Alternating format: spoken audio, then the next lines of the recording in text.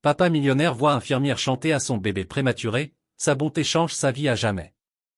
Il y a des endroits qui ne ressemblent à rien de ce que l'on connaît, des lieux où le silence n'est pas une absence de bruit, mais une forme étrange de présence, comme si le temps retenait son souffle et que l'univers entier marchait sur la pointe des pieds, et c'est précisément ce que ressentait Alexandre Fournier lorsqu'il franchit, pour la première fois, les portes vitrées de l'unité néonatale de l'hôpital privé Sainte-Claire, ce matin-là, les mains dans les poches de son costume hors de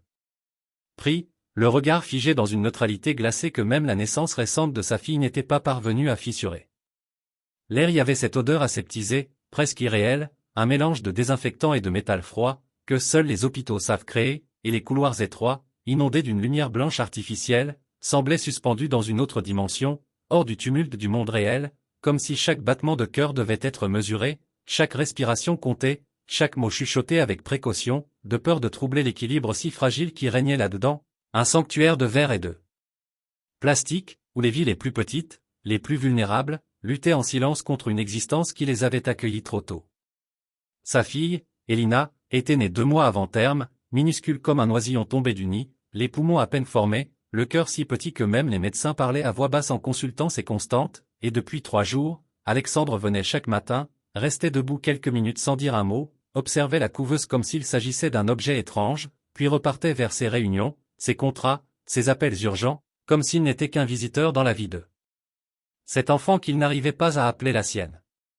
Il n'avait pas touché sa fille, pas une seule fois, pas même effleuré le plastique souple de la couveuse, comme si un mur invisible l'empêchait d'approcher, non pas par peur de la briser, mais par crainte de se briser lui-même, car au fond, il le savait, il portait en lui un vide que même la richesse, les voitures de luxe, les hôtels 5 étoiles et les applaudissements des actionnaires n'avaient jamais comblé. Et c'est ce soir-là, alors qu'il revenait plus tard que d'habitude, encore vêtu de son costume gris foncé froissé par une journée trop longue, que tout bascula. Il marchait dans le couloir désert, les talons de ses chaussures résonnant faiblement sur le sol carrelé, quand il entendit, flottant dans l'air comme un souffle chaud dans le froid métallique de l'aile néonatale, une voix. Pas une voix autoritaire, pas une voix professionnelle ou pressée, non, une voix douce, ronde, enveloppante, une voix qui chantait à mi-voix une berceuse simple, presque enfantine, avec cette tendresse désarmante qu'on ne feint pas, cette sincérité rare qui traverse les murs et les cœurs les plus verrouillés. Intrigué, Alexandre s'approcha lentement, à pas lents, comme poussé par une force qu'il ne contrôlait pas tout à fait, et ce qu'il vit, à travers la vitre, resta gravé en lui avec une intensité qu'aucune réunion du conseil d'administration n'aurait jamais pu égaler.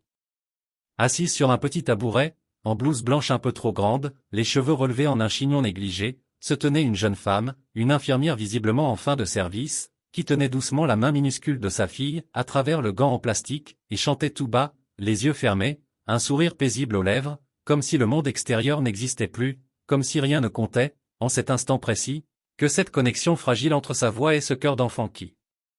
battait à peine. Il y eut dans la poitrine d'Alexandre une chose étrange, un pincement aigu, presque douloureux, quelque chose qu'il n'avait pas ressenti depuis longtemps, peut-être depuis la mort de Lucie, sa femme, décédée en couche dans un silence terrible, sans qu'il ait eu le temps de lui dire adieu. Il resta là, figé, incapable de faire un pas de plus, incapable même de respirer profondément, les yeux rivés sur cette scène d'une simplicité bouleversante, et dans ce silence suspendu, il comprit, sans vraiment comprendre, que cette chanson n'était pas seulement pour Elina, qu'elle résonnait aussi pour lui, dans les recoins les plus sombres de son âme, ce qu'il croyait mort. Lorsque l'infirmière termina sa berceuse, elle ouvrit lentement les yeux, caressa d'un doigt ganté le bord de la couveuse, puis se leva, ignorant encore qu'elle avait été observée, et qu'à cet instant précis, quelque chose d'irréversible venait de s'enclencher dans le cœur d'un homme qui, jusqu'à présent, ne savait plus comment aimer. Alexandre recula doucement, comme un voleur pris sur le fait, et repartit sans un mot, le souffle court, le cœur cognant fort, plus fort que jamais, et ce soir-là, en rentrant dans son immense appartement vide, il ne parvint pas à allumer la télévision, ni à se concentrer sur les rapports de la journée, car la chanson tournait encore dans sa tête, comme une prière silencieuse qu'il n'avait pas su formuler lui-même. Il passa la nuit à fixer le plafond, les yeux grands ouverts, hanté par une voix. Et ce qu'il ignorait encore, c'est que le lendemain matin, en revenant à l'hôpital, il allait faire ce qu'il n'avait jamais fait, parler à cette infirmière, et poser enfin sa main, tremblante, sur la couveuse de sa fille. Le lendemain matin, alors que les premières lueurs grises de l'aube filtraient à travers les vitres fumées de sa berline conduite par un chauffeur silencieux, Alexandre Fournier, dont les traits tirés trahissaient l'insomnie d'une nuit agitée, se retrouva à fixer le reflet de son propre visage dans la vitre, sans vraiment se reconnaître, comme si l'homme assis dans cette voiture n'était plus celui qui avait signé des contrats à 8 chiffres la veille, mais un être flottant entre deux mondes. Suspendu entre la puissance glaciale d'un empire financier et l'extrême fragilité d'un nouveau-né dont le souffle si léger semblait dépendre d'un battement de cœur encore hésitant. Il n'avait pas prévu de revenir si tôt, pas prévu du tout en fait, car ses journées étaient réglées comme une mécanique de précision, millimétrée jusqu'à l'absurde, chaque heure dévouée à l'efficacité, à l'expansion, à la performance, et pourtant, à peine avait-il refermé les yeux que cette voix douce, cette berceuse murmurée dans le halo pâle de la couveuse, était revenue le hanter, revenant comme une marée silencieuse, imprégnant son esprit de quelque chose qu'il ne savait pas nommer, mais qui, il le sentait confusément, avait à voir avec la vérité, la tendresse, ou peut-être même, ce mot qu'il avait cessé d'utiliser depuis si longtemps, l'humanité. Lorsqu'il entra dans l'unité néonatale ce matin-là, plutôt que les jours précédents, la plupart des infirmières n'étaient pas encore arrivées, l'ambiance était presque religieuse, un calme feutré baignait les lieux, seulement troublé par les bips légers des machines et les soupirs des incubateurs qui soufflaient un air chaud et stérile, et au fond du couloir, à travers la vitre de la salle numéro 5, il la vit de nouveau.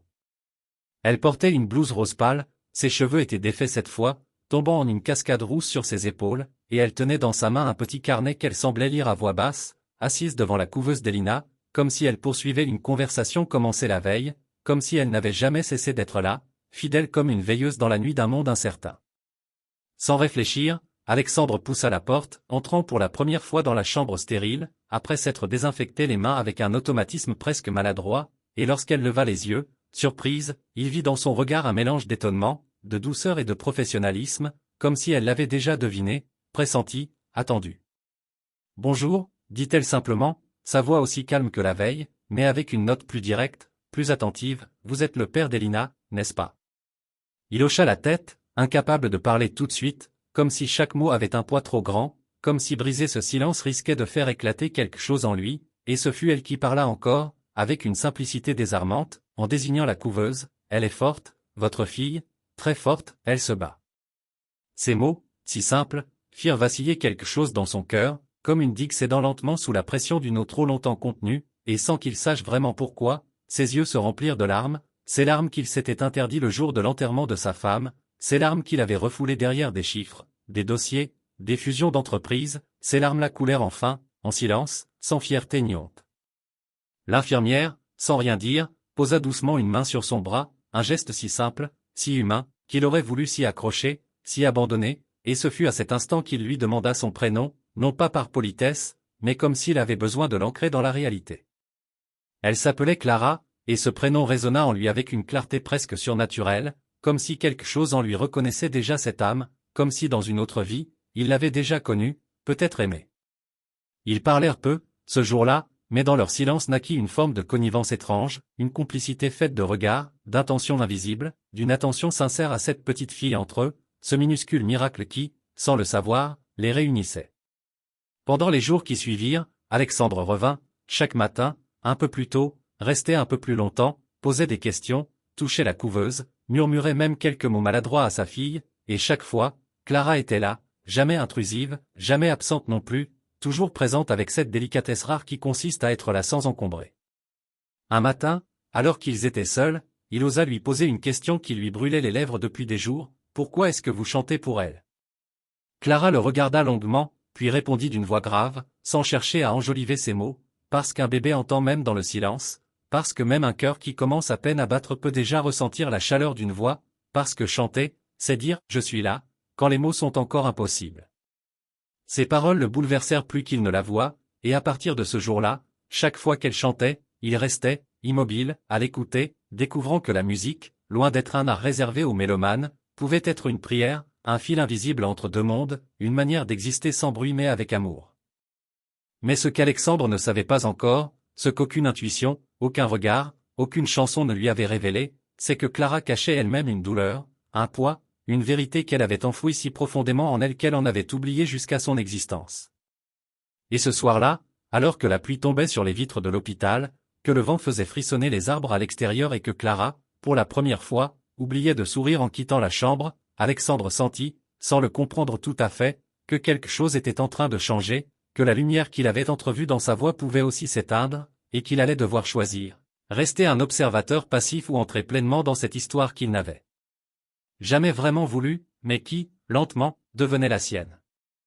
Il y avait dans la lumière froide de cette fin d'après-midi un éclat presque irréel, une clarté blafarde filtrée par les vitres épaisses de l'unité néonatale qui semblait suspendre le temps entre deux battements d'alarme, entre deux soupirs d'oxygène artificiel, et dans ce silence feutré peuplé de machines, de gants en latex, de murmures étouffés derrière des masques chirurgicaux, Alexandre se surprit à attendre, non plus l'amélioration des courbes de santé de sa fille, ni même le regard approbateur des médecins, mais le bruit léger de pas qu'il avait appris à reconnaître parmi tous, celui qui annonçait l'arrivée de Clara, avec son odeur discrète de jasmin et sa manière si particulière de se pencher sur les nouveau-nés comme s'ils étaient les fragments les plus précieux d'un monde en morceaux. Mais ce soir-là, il n'y eut pas de pas, ni de voix murmurant des berceuses, ni de carnet de comptines posé sur la tablette près de la couveuse, seulement un vide étrange, presque menaçant, comme une absence qui, au lieu de passer inaperçue, imposait sa présence avec une force déroutante, et lorsqu'il demanda doucement à une autre infirmière où se trouvait Clara, on lui répondit qu'elle avait quitté son service plus tôt que prévu, sans donner d'explication, simplement en laissant un mot griffonné sur une fiche de soins, ce qui, pour quelqu'un d'aussi méticuleux qu'elle, était déjà en soi une alarme. Il passa le reste de la journée à tenter de se convaincre que c'était une coïncidence, qu'elle avait peut-être un rendez-vous ou un malaise passager, mais une angoisse nouvelle commençait à s'insinuer en lui, une peur sans nom, irrationnelle peut-être, mais bien réelle, celle de perdre non pas seulement une infirmière attentionnée, mais ce lien ténu qu'il commençait à tisser, cette main invisible qui semblait guider ses premiers pas de père, ce regard qui lui avait appris à voir sa fille autrement qu'à travers des graphiques médicaux.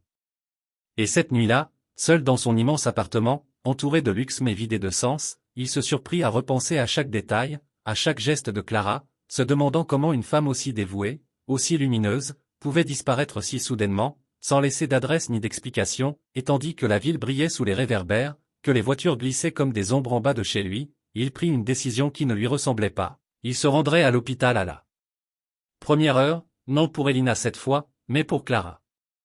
Le lendemain, il parla aux responsables des ressources humaines, se heurta à des réponses vagues, des regards fuyants, des phrases creuses, raisons personnelles, elle a demandé une pause, aucune information à communiquer, et tout cela sonnait faux, comme si on cherchait à étouffer quelque chose, à le protéger ou à l'éloigner d'une vérité plus sombre qu'il n'aurait jamais soupçonnée.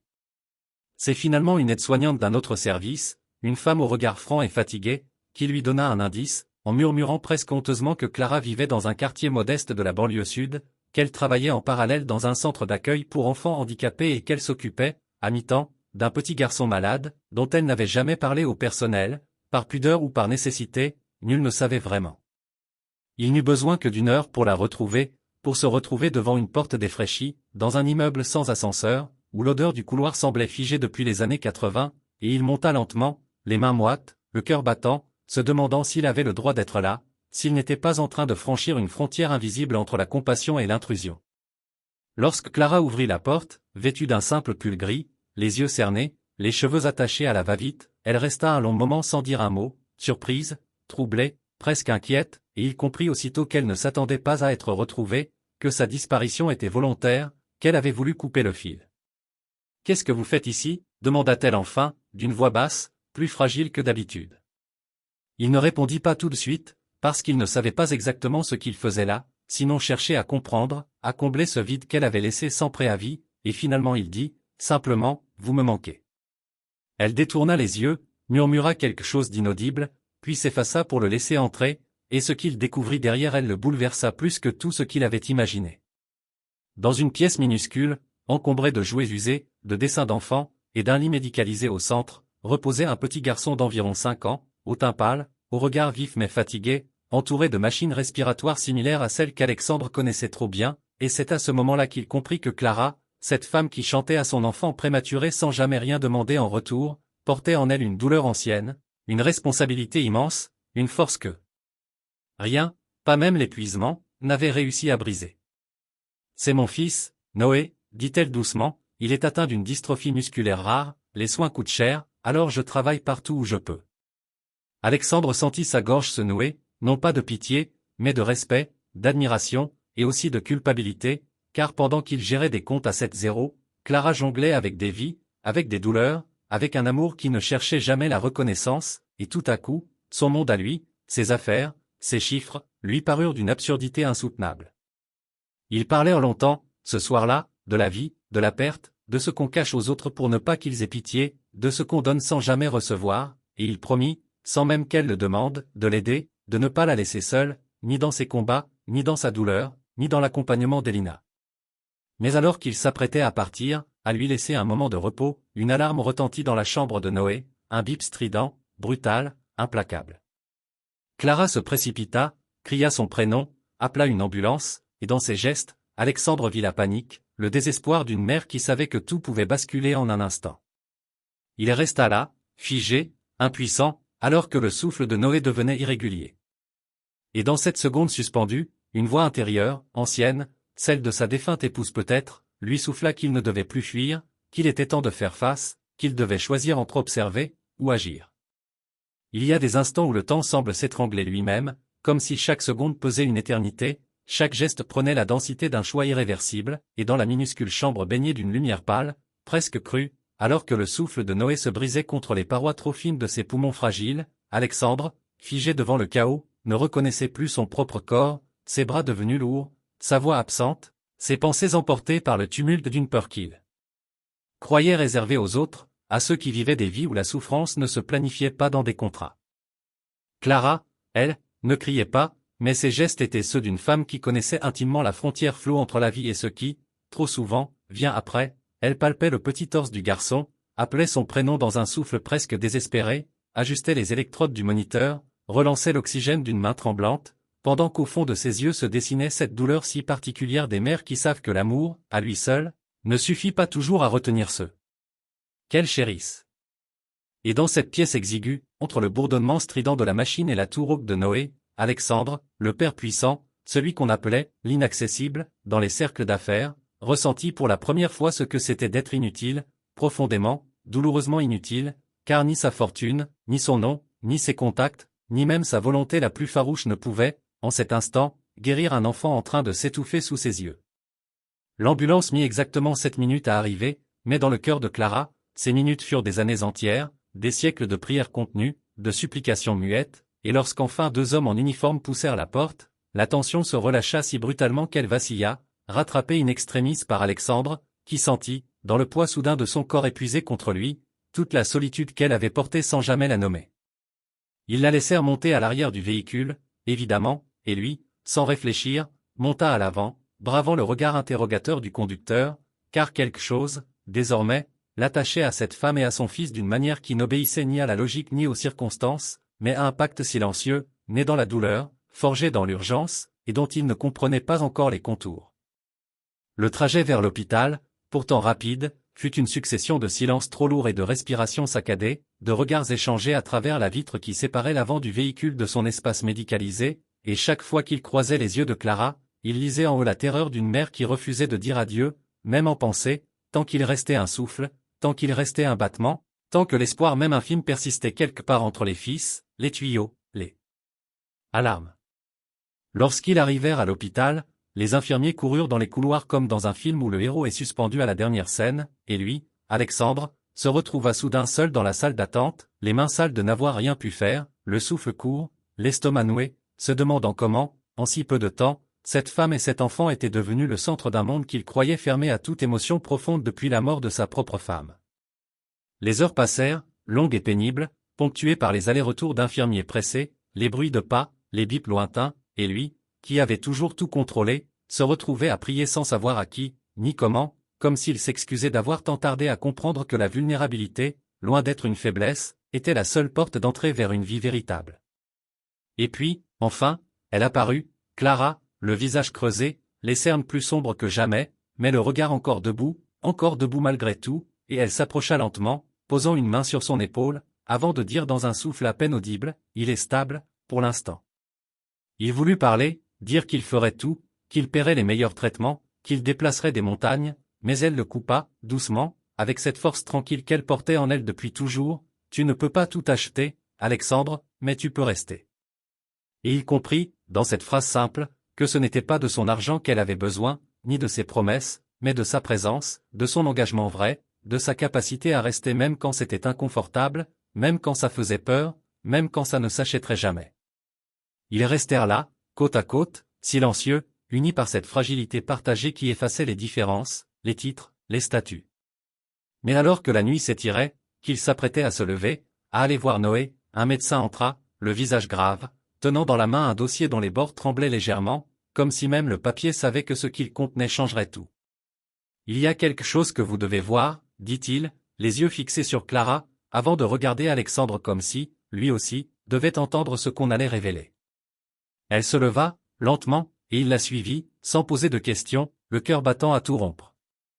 Dans une petite salle de consultation, le médecin posa le dossier sur la table, ouvrit une feuille, et dit calmement, « Lors de l'intubation, nous avons découvert une anomalie au niveau de l'ésophage, mais ce n'est pas tout. Il y a un marqueur génétique, très rare, et nous pensons que Noé pourrait être éligible à un protocole expérimental aux États-Unis. » Clara se mit à pleurer sans bruit, des larmes d'espoir et d'angoisse mêlées. Mais ce n'est pas ce que dit le médecin ensuite qui bouleversa Alexandre jusqu'à la moelle, c'est ce qu'il sortit du dossier, une photo jaunie, retrouvée dans l'un des objets que Clara avait donné pour l'analyse, et qu'il tendit à Alexandre. « Monsieur de la Cour, il y a quelque chose que vous devez voir. » Et là, dans cette photo, il y avait un visage qu'il connaissait, un visage qu'il n'avait pas vu depuis 10 ans. Le visage de son frère disparu. Il y a des vérités qu'on croit enfouies à jamais dans la terre meuble de l'oubli, des vérités qu'on enterre sous des années de silence, d'affaires conclues, de vols à l'aube et de nuits sans sommeil, des vérités qui, pourtant, attendent patiemment, comme des graines dans l'ombre, qu'un souffle, qu'un nom, qu'un regard ouvre le sol et les ramène à la lumière, et dans cette salle feutrée où le tic-tac de l'horloge paraissait battre au rythme de leur cœur suspendu, Alexandre de la Cour, homme de pierre et de chiffres, sentit son monde s'effondrer d'un seul coup, non pas comme un empire qui brûle, mais comme une conscience qui s'ouvre d'un seul coup à une douleur ancienne, familière et pourtant ignorée. La photo entre ses doigts tremblants, il la regardait sans pouvoir détacher ses yeux de ce visage qu'il avait tant aimé, tant pleuré, tant haï parfois pour l'avoir abandonné sans un mot, un frère disparu après une dispute violente, une nuit d'orgueil, une nuit où les mots avaient été des couteaux, où la fierté avait eu le dernier mot, et où le silence s'était installé entre eux comme une frontière que plus rien n'avait su franchir. Mais c'était lui, sans aucun doute, plus jeune, certes, le regard un peu différent, adouci peut-être par l'amour d'une femme ou la peur d'être retrouvé, mais c'était lui, Gabriel, son frère, et dans cette photo qu'on avait trouvée au fond d'une peluche offerte à Noé, il y avait cette vérité implacable, Noé était son neveu, le fils de son frère, le fils d'un homme disparu et d'une femme qui ne lui avait jamais rien dit. Clara, en silence, attendait qu'il parle, qu'il crie, qu'il exige des explications, mais il ne fit rien de tout cela, car en lui, quelque chose avait basculé, non pas dans la colère, mais dans une forme d'acceptation douloureuse, comme si, au fond, il savait depuis toujours que ce lien étrange qu'il ressentait pour Noé dépassait le simple instinct paternel qu'il n'avait jamais connu jusque-là, comme si son âme avait reconnu, dès le premier chant, quelque chose de lui dans ce petit corps fragile, accroché à la vie. Elle lui raconta alors, d'une voix douce, comme si chaque mot devait être déposé avec précaution, que Gabriel avait changé de nom après leur séparation, qu'il s'était éloigné volontairement pour échapper à l'empire familial, qu'il ne voulait plus vivre dans l'ombre de son frère aîné, qu'il avait choisi la simplicité, la musique, une petite vie discrète, et qu'un jour, il était tombé malade, une tumeur au cerveau fulgurante, inopérable, et qu'il avait passé ses dernières semaines à chanter pour leur enfant, Noé, dans une chambre modeste, entourée de peu de choses mais d'un amour entier. Elle n'avait jamais voulu profiter de la fortune d'Alexandre, disait-elle, car elle ne voulait pas mêler ce souvenir d'amour pur à la froideur des grandes maisons, des contrats et des avions privés, elle voulait juste offrir à Noé ce que Gabriel lui avait légué, une voix douce pour bercer ses peurs, une main chaude pour traverser les tempêtes, une vie honnête même si elle était dure. Et là, dans ce couloir d'hôpital aux murs trop blancs, aux odeurs d'alcool et de café froid, quelque chose fondit en lui, quelque chose qu'il n'avait plus ressenti depuis la mort de sa femme, une capacité à aimer sans comprendre, à pardonner sans justification, à s'agenouiller intérieurement devant ce que la vie lui offrait, même s'il ne le méritait pas. Ils entrèrent ensemble dans la chambre de soins intensifs, et Noé dormait, branché à ses machines, minuscule vaisseau dans une mer d'incertitude, mais son souffle était régulier, sa peau plus colorée, et sur la table de chevet, un vieux dictaphone était posé, un de ceux que Gabriel utilisait autrefois pour enregistrer ses morceaux, et Clara le prit, l'alluma, et un chant doux s'éleva, une mélodie simple, fragile, portée par une voix que le temps n'avait pas effacée. La voix de Gabriel. Alexandre ferma les yeux, écoutant ce chant venu d'outre-mort, et dans cette voix, il retrouvait l'enfance, les soirées sur le toit à rêver d'un monde meilleur, les rires étouffés sous les draps, les promesses qu'il s'était faites de ne jamais se perdre. Il posa une main sur le berceau de Noé, puis sur celle de Clara, et dit simplement, « Je ne te laisserai plus seul. » Les jours qui suivirent furent lents et pleins d'espoir mesuré, les médecins confirmèrent que Noé pouvait être transféré aux États-Unis pour le protocole expérimental, et Alexandre, cette fois, n'y jouait pas de son pouvoir pour contrôler ou imposer, mais pour accompagner, pour ouvrir les portes sans claquer les battants, pour soutenir sans dominer, pour aimer, enfin, sans condition. Le voyage fut organisé, discret, accompagné d'un petit groupe médical, et lorsqu'ils atterrirent à Boston, ce n'était plus un homme seul et puissant qui descendait de l'avion, mais un père en devenir, un oncle endeuillé, un homme réconcilié avec la fragilité. Noé entama les traitements, réagit mieux que prévu, et bientôt, ses petites mains se refermèrent avec plus de force sur les doigts de Clara, puis sur ceux d'Alexandre, comme s'il les reliait, comme s'il les tenait ensemble dans ce nouveau commencement. Clara, un jour, s'assit au piano d'un couloir d'hôpital, et chanta pour Noé comme elle l'avait vu faire, comme Gabriel le faisait, et les notes résonnèrent si doucement qu'une infirmière s'arrêta, les larmes aux yeux. Alexandre, debout dans l'ombre, regardait la scène sans intervenir, le cœur gonflé d'une gratitude indicible, et il se dit, pour la première fois depuis longtemps, que certaines mélodies ne meurent jamais, qu'elles traversent le temps, les disputes, les silences, pour renaître là où l'amour les attend. Et même s'il savait que le chemin serait encore long, semé d'incertitudes et de rechutes possibles, il avait décidé de rester. De chanter lui aussi, parfois faux, parfois maladroitement, mais toujours avec le cœur. Et peut-être qu'au fond, la vie, la vraie, celle qui vaut la peine d'être vécue, ce n'est pas celle où l'on gagne, mais celle où l'on reste là, tout simplement quand tout le monde s'en va. Il y a des saisons de l'âme que rien ne nomme, des interstices entre deux douleurs, entre deux renaissances, où l'on apprend non pas à oublier, mais à porter différemment ce qui nous a transformés. C'est dans l'un de ces interstices que vivait désormais Alexandre de la Cour, non plus dans les tours de verre et les tableaux de chiffres, mais dans les silences habités d'un quotidien qu'il apprenait à habiter, à aimer, à protéger. 1 an s'était écoulé depuis le départ pour Boston, 1 an de doutes, de soins, de nuits blanches, d'espoirs fragiles comme une flamme au creux du vent, et pourtant, contre toute attente, contre tous les pronostics, Noé vivait. Il ne courait pas encore. Il ne sautait pas comme les enfants de son âge, mais il parlait désormais, avec cette voix douce et un peu rauque qui semblait avoir hérité à la fois de sa mère et de son père disparu. Et quand il riait, c'était un rire entier, lumineux, qui effaçait tout ce qui avait précédé. Clara aussi avait changé. Elle n'était plus seulement l'infirmière silencieuse qui chantait dans le halo blême d'une néonatale, elle était devenue une femme debout, fière, vulnérable aussi, mais avec cette lumière nouvelle dans le regard, celle qu'on porte quand on n'a plus rien à prouver, seulement à être. Elle travaillait toujours, bien sûr, mais différemment dans un service pédiatrique spécialisé, où elle formait de jeunes soignants à l'humanité invisible, celle qui ne s'enseigne pas dans les manuels mais dans le creux d'une main tendue, dans le rythme d'une berceuse. Quant à Alexandre, on ne l'appelait plus Monsieur de la Cour dans les couloirs de l'hôpital. On le connaissait ici simplement comme le papa de Noé, ou parfois Alex, et c'était bien. Il avait cédé sa place dans les conseils d'administration, vendu certains de ses actifs, fermé définitivement quelques chapitres dont il n'avait plus besoin.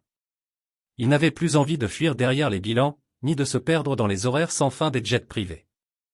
Ce qu'il voulait désormais, c'était entendre les histoires du soir, apprendre à faire des crêpes sans les brûler, ou simplement regarder Clara endormie à côté de lui, en se disant que peut-être, il n'avait pas tout raté. Il y avait eu des hauts, des bas, des jours de colère, de peur, des moments où le passé revenait cogner aux portes de leur équilibre fragile, mais ils avaient tenu bon. Ensemble. Car au fond, ce que Gabriel leur avait laissé, ce n'était pas seulement un enfant, ni un chagrin, ni une musique gravée sur un vieux dictaphone, c'était une leçon silencieuse, un legs invisible, celui de la persistance de l'amour, même dans l'absence. Un soir d'été, alors que le ciel de Boston s'embrasait lentement d'un rose trop beau pour être décrit, Alexandre se retrouva assis sur un banc, Noé endormi contre lui, la tête posée sur son épaule. Clara était restée en arrière, pour finir un appel avec une mère inquiète d'un de ses petits patients. Il observait la scène sans rien dire, laissant la brise tiède caresser son visage, et dans ce silence parfait, il pensa à Lucie, à Gabriel, à tout ce qui avait été perdu, mais aussi à tout ce qui avait été retrouvé. Un oiseau s'envola d'un arbre, traçant dans le ciel un trait de vie éphémère. Alexandre sourit. Il se souvenait d'un jour, autrefois, où il avait cru que l'amour s'achetait, qu'il se méritait, qu'il dépendait de ce qu'on donnait, de ce qu'on possédait. Il savait maintenant que c'était faux. L'amour, le vrai, celui qui reste quand tout vacille, ne demande rien, ne prouve rien, il est là, simplement, dans une main posée sur une épaule, dans un chant murmuré à la nuit, dans la volonté de rester, encore et encore, même quand on a peur. Clara les rejoignit, s'assit doucement à côté d'eux, et lui glissa la main dans la sienne, sans un mot. Noé bougea un peu, dans son sommeil, et murmura « Papa ». Alexandre ferma les yeux. C'était la première fois que ce mot-là, dans cette bouche-là, s'adressait à lui sans hésitation. Il le grava en lui comme on grave une date sur une pierre blanche. Non pas parce qu'il en avait besoin pour exister, mais parce qu'il savait, au fond, que c'était là que tout avait commencé, non pas le jour de la naissance d'Elina, ni celui de la mort de son frère, mais le jour où il avait décidé, enfin, de rester.